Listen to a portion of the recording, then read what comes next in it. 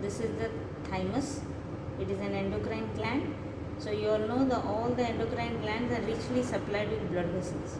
So throughout you may find so many blood vessels, and this is formed by a stroma. It has two parts: the stroma, the parenchyma. The stromal part is the capsule, thin capsule you have here, and these all are the areolar tissue attached to the capsule.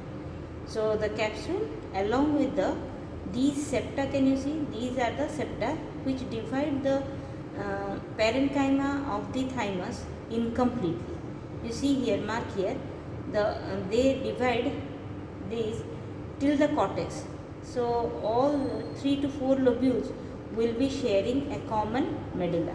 So here there is incomplete lobulation. We say it is incomplete lobulation. So the stromal part is the capsule and the fibrous septa which enters through the cortex. But here you see the cortex are separated, but the medulla is shared by 2 to 3 lobules. So this is the common medulla. Okay, the cortex are separated by the fibrous septa. And here in the medulla you find, and you see the concentrated, these are orange colored substances. These are eosinophilic substances. These are the Hassel's corpuscles. In the primary lymphoid organs, it is the bone marrow and thymus. Why you call these as primary lymphoid organs? Because the lymphocytes, they develop from here. For why thymus? Because the T lymphocyte, the schooling, the growth, everything occurs in the thymus.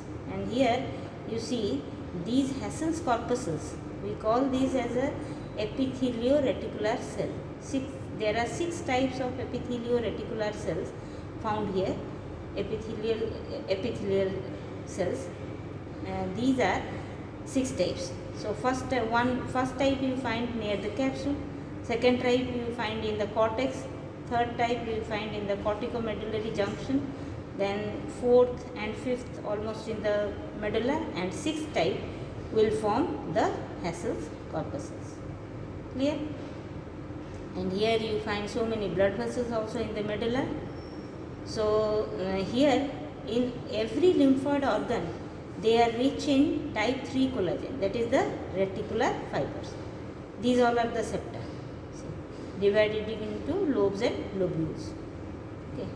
So these are rich in all the lymphoid organs, they are rich in reticular fibers, that is the type 3 collagen.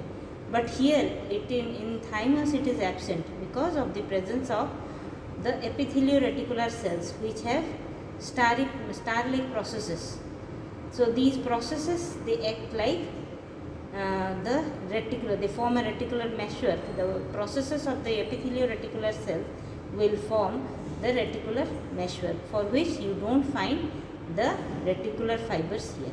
So here again I am telling, this is the capsule, the stromal part forms the capsule and the trabeculae.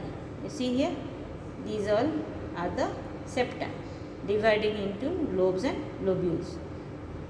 The whole of, then these are the parenchyma, and which is divided by the septa into cortex, well defined cortex you find here, but the medulla is shared by the 2 to 3 lobules.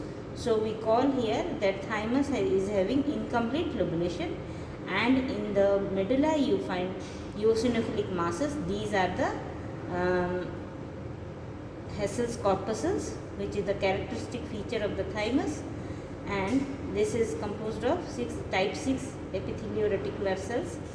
And how does it look? You see there are so many concentric rings here. This is a clear picture here.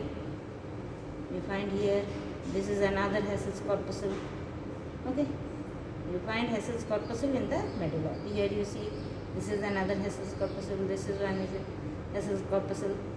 Okay, all these are blood vessels, but towards the medulla center you find the Hassel's corpuscle. Clear? This is one blood vessel. These are the blood vessels. In the medulla you find Hassel's corpuscles. So this is all about the histology of thymus. Thank you.